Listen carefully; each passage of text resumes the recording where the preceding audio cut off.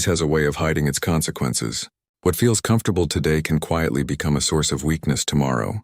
The Stoics understood this long before the modern world made convenience available at every moment. They did not measure a good life by the absence of struggle. They understood that challenge serves a purpose. It sharpens judgment. It strengthens character. It reveals whether a person is guided by principles or by convenience.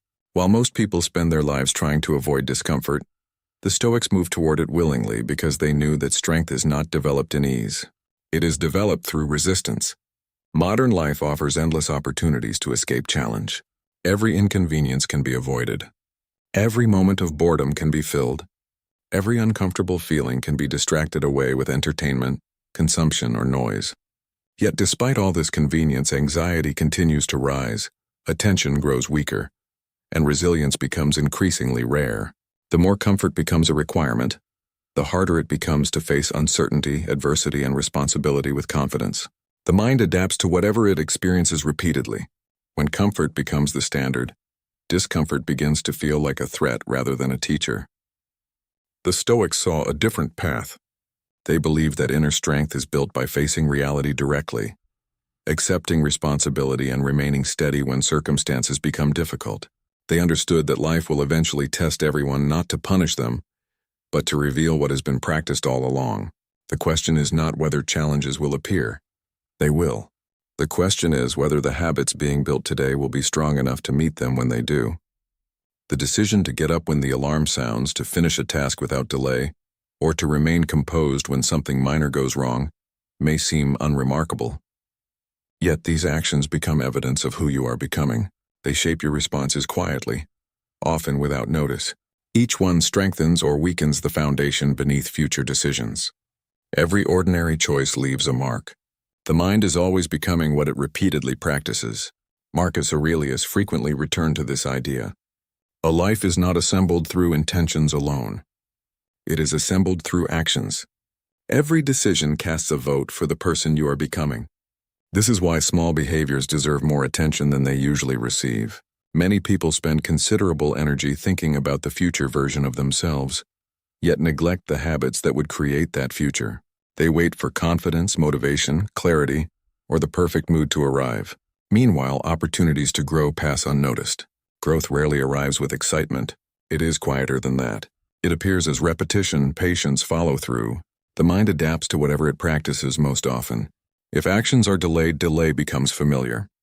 If actions are completed, completion becomes familiar. Over time, identity takes shape through these accumulated repetitions. The difficulty is that avoidance rarely looks dangerous in the moment. It often appears reasonable, even responsible. A person tells themselves they will begin tomorrow after they feel more prepared. They promise themselves they will focus once circumstances improve. They postpone the conversation, delay the task, or ignore the responsibility because another day seems harmless. Yet the mind records every retreat. Nothing disappears completely. Every excuse becomes evidence. Every delay becomes a lesson. The question is whether the lesson strengthens trust or weakens it. At first, the distance between intention and action is small. Over time, it expands. The person begins doubting whether commitments will actually be honored. Self-trust weakens gradually, not because ability disappears, but because promises are repeatedly abandoned. Soon, hesitation feels natural, action feels difficult, and progress feels farther away than it truly is. The Stoics recognized that trust in yourself is one of the most valuable forms of strength. Without it, knowledge becomes harder to apply and goals become harder to pursue. When you consistently follow through, something changes. The mind stops resisting and starts cooperating. Energy that was once spent on negotiation becomes available for action. This is why discipline matters so deeply. It is not merely about productivity or achievement. It is about establishing a reliable relationship with yourself. Every completed action reinforces the belief that your decisions carry weight. Every fulfilled commitment strengthens confidence in your ability to act. The result is not arrogance or pride, but stability. You begin moving with less hesitation because experience has shown that your words and actions can remain aligned. That alignment becomes a source of strength. Once that alignment begins, another change follows. Responsibility no longer feels like an external burden imposed by circumstances. It becomes an expression of personal standards. The focus shifts away from feelings and toward principles. Some days will contain enthusiasm, Others will not. The standard remains the same. This perspective removes much of the emotional turbulence that keeps people stuck. Instead of asking whether a task feels appealing, attention turns toward whether it should be done. That small shift creates enormous freedom. Decisions become clearer. Time is spent acting rather than debating. The mind becomes less reactive because it is no longer waiting for perfect conditions. It understands that conditions will always change. What matters is the willingness to move forward regardless. In this way, discipline becomes less about force and more about consistency. There is another consequence that receives less attention. When self-trust begins to erode, a sense of personal influence often erodes with it. A person starts feeling carried by circumstances rather than directing them. Challenges appear larger because confidence in responding has diminished. Minor obstacles create disproportionate frustration. Small setbacks feel like confirmation of weakness. Yet the obstacle is often not the challenge itself. It is the interpretation attached to it. The Stoics constantly return to the distinction between what can be controlled and what cannot. That distinction protects mental clarity. When attention remains on personal conduct, effort, judgment, and response, energy stays productive. When attention becomes trapped in outcomes, opinions, or uncertainties, energy becomes scattered. The mind functions best when it remains close to what it can actually direct each day. Ultimately, the process of becoming stronger is far less dramatic than most people expect. It does not require constant intensity or extraordinary determination. More often, it requires a willingness to respect small decisions. The person who repeatedly does what needs to be done builds momentum. The person who repeatedly honors commitments develops confidence. The person who remains steady during ordinary inconveniences prepares for larger challenges. This is why the Stoics placed such importance on daily conduct. They understood that life is lived in moments, not theories. A strong mind is built through repeated acts of attention and responsibility. Each choice strengthens a pattern. Each pattern shapes character. Each day offers another opportunity to practice that process. Over time, the distance between intention and action begins to disappear. What remains is reliability, and from reliability, real strength emerges. That disappearance is subtle. It rarely announces itself. Most people do not wake up one morning and suddenly feel incapable. The change happens gradually, almost beneath awareness. Confidence that once felt natural begins to fade around the edges. A task that once seemed manageable now feels heavier. A conversation that once required little thought becomes something to avoid. The mind starts treating ordinary challenges as potential threats. The person begins doubting their ability to handle discomfort, and that doubt quietly influences countless decisions throughout the day. At first, the changes appear insignificant. A small inconvenience creates irritation. A delay creates impatience. Unexpected problem feels larger than it truly is. Criticism lingers longer than it should. Minor setbacks occupy the mind for hours. These reactions often seem disconnected, but they are usually part of the same pattern. The mind adapts to what it experiences repeatedly. This adaptation is one of its greatest strengths, but it can also become a weakness when directed toward the wrong things. If comfort becomes constant, comfort starts feeling necessary. If ease becomes the standard, anything outside that standard begins to feel excessive. The threshold for discomfort lowers. What once felt normal now feels difficult. The Stoics understood this tendency well. They recognized that human beings naturally drift toward convenience when left unchecked. That drift does not happen because people are lazy by nature.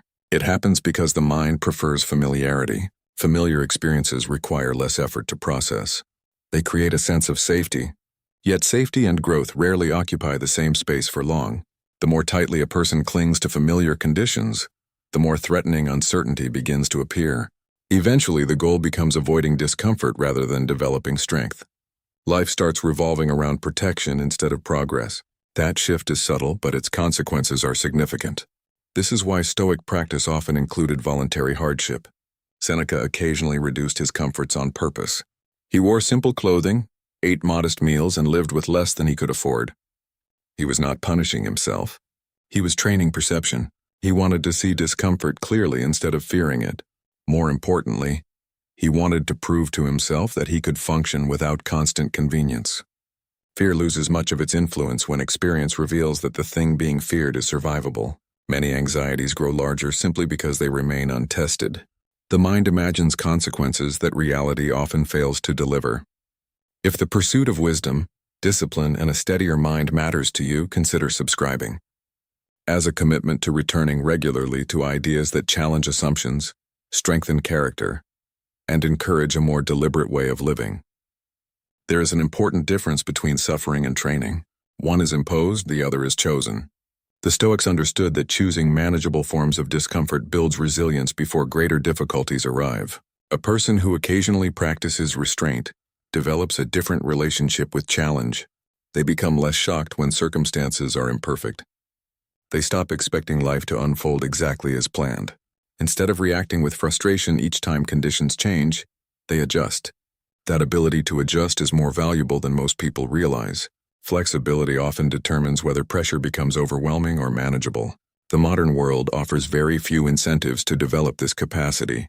Convenience is available almost everywhere. Discomfort is treated as something to eliminate immediately. Waiting feels unnecessary. Boredom feels unacceptable. Silence feels strange. Yet many of the qualities people admire most cannot develop without some degree of friction. Patience requires waiting. Discipline requires resistance. Endurance requires effort. Remove every obstacle and the opportunity to develop those qualities begins to disappear. The result is not greater strength but greater dependence on favorable conditions. This dependence often reveals itself emotionally before it reveals itself physically. Physical challenges are easier to recognize. Emotional discomfort is more subtle. It appears as disappointment that refuses to leave. It appears as resentment over situations that cannot be changed. It appears as anxiety about outcomes that have not arrived. The discomfort is real, but the struggle is often intensified by resistance to the experience itself. The mind wants certainty. It wants reassurance. It wants guarantees. When those guarantees fail to appear, unease grows. The Stoics approached emotional discomfort with the same principles they applied elsewhere. Instead of demanding that reality conform to their preferences, they worked to align themselves with reality. This did not mean becoming passive. It meant seeing situations clearly before reacting to them. Emotional reactions often gain power because they are accepted as facts. A feeling appears and immediately shapes behavior. Yet feelings are not always accurate guides. They are signals, not commands. The space between feeling and action is where wisdom begins to develop. Creating that space requires practice. The first impulse is rarely the most reliable one. Anger urges immediate response. Fear urges retreat. Frustration urges complaint. Following those impulses automatically may provide temporary relief, but it rarely produces clarity. The Stoics trained themselves to pause. That pause was not weakness. It was strength expressed through restraint. It created room for judgment. It allowed reason to examine what emotion presented. Over time, this habit changed the relationship between external events and internal reactions. What emerges from this process is not emotional numbness, but emotional stability. Difficult feelings still appear. Disappointment still arrives. Uncertainty remains part of life. The difference is that these experiences no longer dictate direction. The person develops confidence in their ability to endure them, and that confidence changes everything. Challenges stop feeling like threats to identity. Discomfort stops feeling like evidence of failure. It becomes part of the process rather than proof that something has gone wrong. The mind learns that growth and discomfort often travel together. Once that lesson is fully understood, resistance begins to lose its grip. Emotional discomfort is often more difficult to face than physical discomfort because it leaves no visible mark. A strained muscle can be seen. A wound can be treated. A broken object can be repaired. But disappointment, rejection, embarrassment, and uncertainty operate beneath the surface. They shape thoughts quietly. They influence decisions without announcing themselves. Everyone encounters these experiences sooner or later. No amount of preparation removes them entirely. What separates people is not whether they experience emotional pain, but how they understand it. Two people can face the same setback and walk away with completely different conclusions. One person sees a closed door and assumes they are not capable. Another sees the same door and assumes a different approach is needed. The event remains unchanged. The meaning attached to it becomes the turning point. This is why the teachings of Epictetus remain so relevant. He observed that human beings are often disturbed less by events themselves than by the judgments they attach to those events. A criticism arrives, a plan fails, an opportunity disappears. The immediate experience may be uncomfortable, but the deeper suffering frequently comes from the story built around it. The mind begins creating explanations. It predicts negative outcomes. It interprets temporary setbacks as permanent truths. Before long, the original event has become something much larger than it was. The emotional reaction is no longer responding to reality alone. It is responding to assumptions, fears, and conclusions that may not even be accurate. This process happens so quickly that it often escapes attention. A person receives disappointing news and immediately begins imagining everything that could go wrong. Another encounters rejection and instantly questions their worth. The emotional response feels justified because it arrives with such force. Yet force does not guarantee accuracy. Strong emotions can create the illusion of certainty. They make conclusions feel true before those conclusions have been examined. This is one reason emotional discipline requires awareness. Without awareness, thoughts blend into facts. Feelings blend into reality. The distinction disappears. When that happens, the mind becomes vulnerable to its own interpretations. The Stoics approached this challenge differently. They did not attempt to eliminate emotions or pretend they did not exist. They understood that emotions are part of being human. Fear, sadness, frustration, and anger arise naturally. The problem begins when these emotions take control of judgment. An emotion may provide information, but it should not automatically determine behavior. Anger can signal that something feels unfair. Fear can signal uncertainty. Disappointment can signal that expectations were not met. These signals can be useful. What matters is what happens next. The Stoic response begins with observation rather than immediate reaction. It creates space between feeling and action. That space is more powerful than it appears. Within it exists the ability to choose. Most impulsive decisions happen because there is no pause between emotion and response. A feeling emerges and behavior follows automatically. Words are spoken without reflection. Decisions are made without clarity. Regret often follows. The pause interrupts that pattern. It allows the mind to examine what is happening instead of being carried away by it. This is not suppression. It is guidance. It is the difference between being pulled by every emotional current and learning how to navigate through them with intention. As this habit develops, something important begins to change. External events lose some of their ability to dictate internal states. Difficult situations still occur. Criticism still stings. Failure still disappoints. Yet these experiences no longer possess the same authority. The mind becomes less reactive because it no longer treats every emotion as an instruction. Instead, emotions become objects of observation. They are noticed, understood, and placed into context. This shift creates stability. A person becomes capable of remaining steady even when circumstances become uncertain. Their reactions grow more deliberate. Their decisions become less dependent on temporary feelings. Much of anxiety comes from attempting to control what cannot be controlled. Much of frustration comes from resisting realities that already exist. The Stoics returned repeatedly to this insight because it simplified countless problems. Energy spent fighting the inevitable rarely produces useful results. Energy directed toward personal conduct, judgment, and effort often does. The moment attention returns to what can actually be influenced, the mind regains a sense of direction. The situation may not change immediately, but the relationship to the situation changes. That difference matters. Clarity begins replacing helplessness. Purpose begins replacing agitation.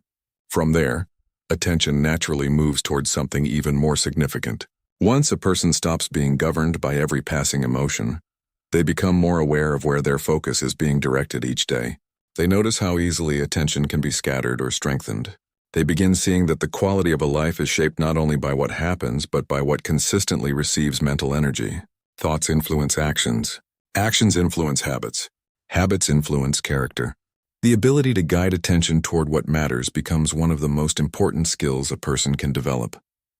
It is here that genuine self-command starts taking root, creating a foundation that remains steady even when the world around it refuses to cooperate.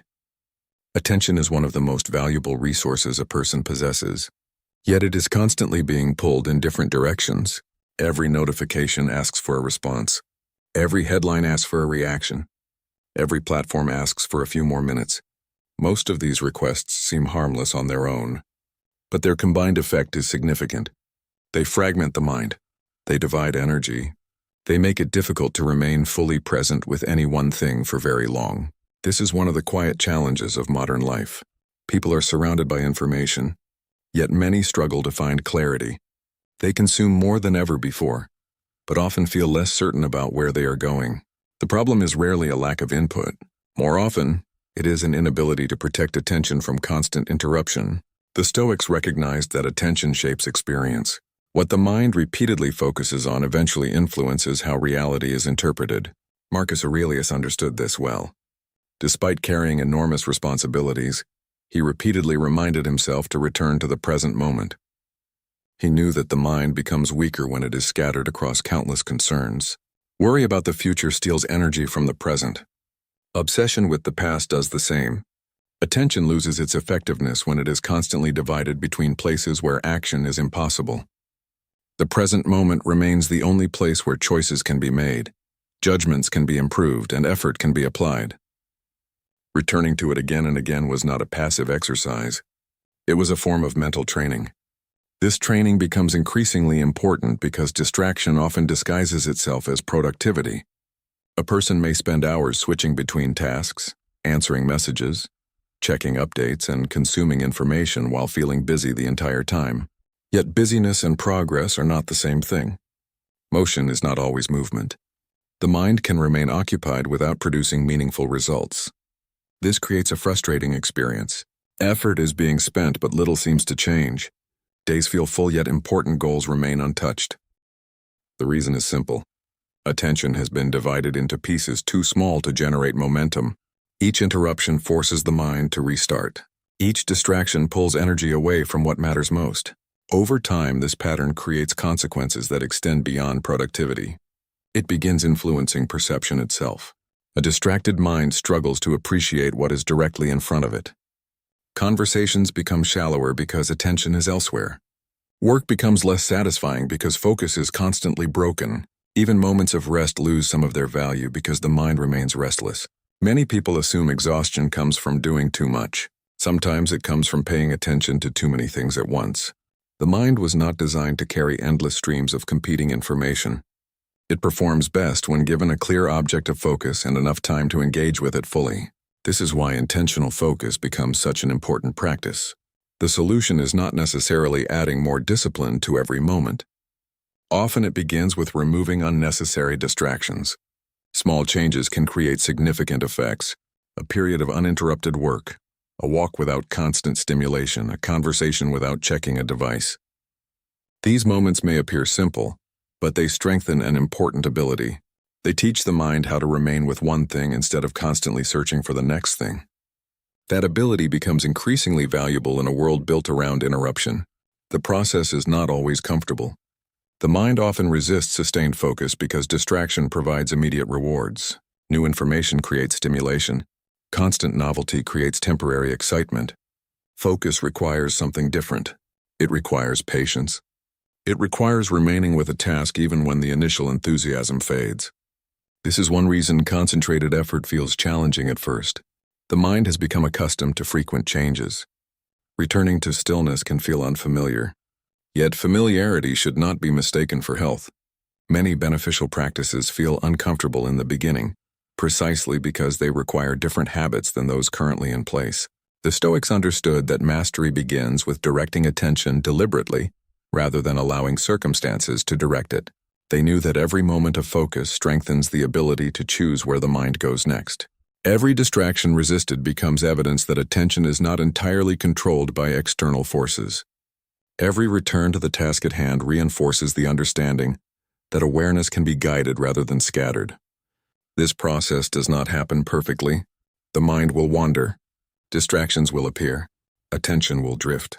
The important thing is the return. Each return strengthens a pattern. Each repetition builds stability. Eventually, a noticeable shift begins to occur. The mind becomes calmer because it is no longer being pulled in every direction. Decisions become clearer because attention is less fragmented. Effort becomes more effective because it is concentrated rather than dispersed. A person starts experiencing the difference between reacting to everything and responding intentionally. That difference changes the quality of daily life. It creates space for deeper thinking, better judgment, and more meaningful action. Yet focus by itself is not enough to sustain long-term growth. Attention determines where energy goes, but something else determines whether that energy is applied consistently.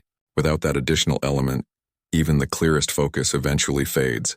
This is why the Stoics anchored themselves to principles instead of emotions. Principles remain steady when emotions become unstable. They provide direction when uncertainty appears. A person guided by principles does not need to ask how they feel before deciding what to do. The decision has already been made. If something is worth doing, it is done. If a responsibility exists, it is addressed. This approach removes an enormous amount of internal conflict. Many people spend more energy debating action than taking action. They negotiate with themselves. They search for reasons to delay. They weigh options that have already been decided. By the time the debate ends, valuable time and energy have already been lost. Discipline eliminates much of this unnecessary struggle. The freedom that comes from this is often overlooked. Discipline is frequently portrayed as restrictive, but in practice it creates freedom. It frees the mind from endless negotiation. It reduces the burden of constant decision-making. It removes the emotional turbulence that comes from repeatedly postponing what needs to be done. A person no longer wakes up wondering whether they will follow through. They already know the answer. Their standards provide the answer before the question even appears. This creates stability. The mind becomes calmer because it is no longer trapped in a cycle of hesitation and guilt. Energy that was once consumed by indecision becomes available for meaningful effort. Over time, something important begins to develop. Self-trust starts to grow. This type of trust is different from confidence based on praise, talent, or success. It comes from repeated evidence. Each completed task becomes proof. Each promise honored becomes proof. Each moment of persistence during difficulty becomes proof. The mind begins collecting these experiences and forming a new conclusion. It starts recognizing that your words carry weight. When you say you will do something, there is evidence that you mean it. This may seem simple, but its effects are profound. Many people underestimate how much strength comes from believing in their own reliability. The Stoics understood that character is shaped through repetition. One decision matters, but repeated decisions matter more. A single act of discipline is valuable. Hundreds of acts of discipline create identity. Eventually, certain behaviors stop feeling like effort and start feeling natural. The person no longer forces themselves to follow through. Follow through becomes part of who they are. This is why consistency matters so much. It transforms actions into habits and habits into character. The process is gradual, but its effects accumulate. Small actions repeated over long periods produce results that seem disproportionate to the effort invested. What appears ordinary in the moment becomes significant when viewed across months and years. Yet discipline faces a challenge that is often difficult to recognize. It is not always defeated by laziness or distraction. Sometimes it is weakened by something far more subtle. A person may develop routines, maintain commitments, and remain productive while still being influenced by forces they barely notice. Their actions appear disciplined, but their direction remains dependent on something outside themselves. They continue seeking reassurance. They continue adjusting their behavior according to the expectations of others. Their effort remains connected to approval rather than conviction. This dependence creates a hidden vulnerability because anything that relies on external validation can be shaken when that validation disappears. The danger is not that approval feels good. Praise is natural. Encouragement has value. The danger begins when approval becomes necessary. Once that happens, judgment becomes compromised. Decisions become influenced by acceptance rather than principle. A person starts measuring progress through the reactions of others instead of the standards they have chosen for themselves. This creates instability because public opinion changes constantly. What is admired today may be criticized tomorrow. What is praised in one environment may be rejected in another. A person who builds their sense of direction on those shifting foundations eventually finds themselves pulled in conflicting directions. Even strong discipline struggles to remain intact when it is attached to a need for approval. That invisible weakness quietly undermines the very independence that discipline was meant to create. The need for approval is one of the most powerful influences on human behavior, because it rarely presents itself as a weakness. It often disguises itself as kindness, cooperation, ambition, or the desire to be understood. A person tells themselves they simply want harmony. They tell themselves they care about maintaining good relationships. They tell themselves they are being considerate. While these things can be healthy, there is a point where consideration becomes dependence. There is a point where the desire to be accepted begins shaping decisions more than personal judgment. When that happens, a person's direction slowly moves away from what they believe is right and toward what they believe will be approved. This shift is often difficult to notice because it develops gradually. Small adjustments are made to avoid criticism. Opinions are softened to prevent disagreement. Goals are postponed because they may not be understood by others. Over time, these compromises accumulate. The person begins measuring choices through a different standard. Instead of asking whether something aligns with their values, they ask whether it will be accepted. Instead of considering whether an action is meaningful, they consider whether it will be appreciated. The focus moves outward. The opinions of others begin occupying space that should belong to personal judgment. Eventually, the person may find themselves living according to expectations they never consciously chose. The Stoics recognized this danger because they understood how unstable public opinion can be. Praise and criticism are both temporary. They change according to circumstances, preferences, trends, and emotions. What earns admiration from one person may invite disapproval from another. A choice celebrated today may be questioned tomorrow. If peace depends on these reactions, peace becomes impossible to maintain. The mind is forced into a constant state of adjustment, always seeking approval and always fearing its loss. This creates a fragile existence because the foundation is built upon something that cannot be controlled. The Stoics refused to place their well-being on such uncertain ground. Marcus Aurelius reminded himself repeatedly that the value of an action is not determined by the number of people who approve of it. A truthful statement remains truthful whether it is praised or criticized. A virtuous action remains virtuous whether it is noticed or ignored. This perspective creates an important shift. It moves attention away from appearance and back towards substance. The question stops being how will this be received and becomes is this the right thing to do? That shift simplifies many decisions. It removes countless distractions created by the desire to manage perceptions. The mind becomes less occupied with reactions and more concerned with conduct. This does not mean rejecting all feedback or refusing to learn from others. The Stoics valued wisdom wherever it could be found. Advice can be useful. Criticism can reveal blind spots. Different perspectives can improve understanding. The difference lies in who maintains final authority. A person who depends on approval allows others to determine their direction. A person guided by principles listens carefully but decides independently. They remain open without becoming controlled. They learn without becoming dependent. Their judgment stays rooted in reflection rather than popularity. There is a remarkable sense of freedom that emerges from this approach. Energy that was once spent managing impressions becomes available for more meaningful pursuits. The constant need to explain, justify, or defend every choice begins to fade. A person no longer feels compelled to seek permission before acting. They stop waiting for universal agreement because they understand it will never arrive. They become more comfortable standing alone when necessary, not because they enjoy isolation, but because they trust their reasoning enough to continue forward despite disagreement. This trust becomes a source of stability during uncertain moments. The need for approval often creates a subtle form of performance. People begin presenting versions of themselves that they believe will be accepted. Certain thoughts remain unspoken. Certain interests remain hidden. Certain ambitions remain unexplored. The performance may succeed externally, but it often creates tension internally. Maintaining an image requires constant effort. It creates a gap between appearance and reality. The larger that gap becomes, the more exhausting life feels. The person is no longer simply living. They are managing perceptions. They are protecting an image. They are responding to expectations that may not even reflect who they truly are.